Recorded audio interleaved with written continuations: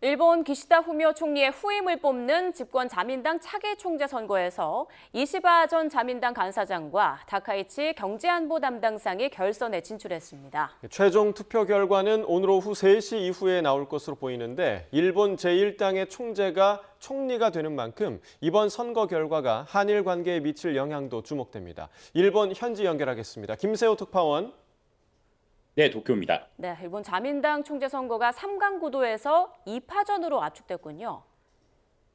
네, 오늘 일본 자민당 총재 선거가 치러진 가운데 오후 1시부터 국회의원과 당원 투표에 대한 개표가 이루어졌습니다.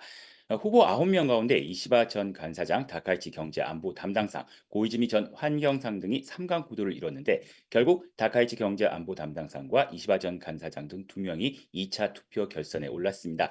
1차 투표는 당원과 국회의원 각각 368표를 합산하는데 어느 후보도 과반을 얻지는 못했습니다.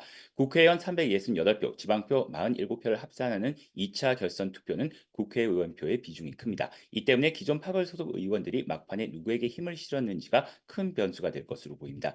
2차 결선 투표의 결과는 오후 3시 반쯤 나올 것으로 보입니다. 이후 오후 6시 신임 총재의 첫 기자회견이 열릴 예정입니다. 네, 결선 후보에 올라간 후보자들에 대해서 좀 설명을 해주시죠. 네, 오늘 1차 투표에서는 다카이치 경제안보 담당상이 1위를, 이시바 전 간사장이 2위를 차지하며 결선에 올랐는데요.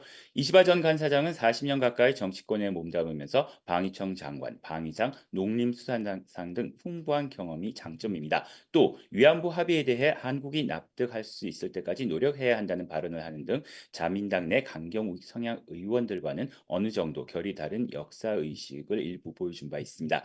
여성 최초의 일본 총리를 노리는 다카이치 경제안보 담당상은 선거 막판 가장 상승세를 탔습니다. 특히 여자 아베로 불릴 만큼 강경 우익 성향을 보이며 매년 야스쿠니 신사 참배를 빠뜨리지 않고 있고 총리가 된 이후에도 야스쿠니 신사 참배를 이어가겠다는 뜻을 밝혀 한국 내 반일 여론에 불을 지필 수 있다는 지적이 나옵니다.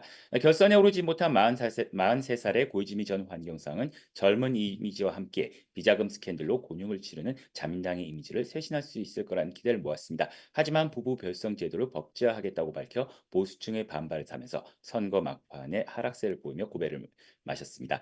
각 후보들은 선거 기간 한일 관계나 과거사에 대한 이렇다 할 언급은 하지 않은 채 방위력 강화에 일제히 목소리를 높였습니다. 이 때문에 누가 당선이 되든 전향적인 한일 과거사 인식을 기대하기는 어려울 것으로 보입니다.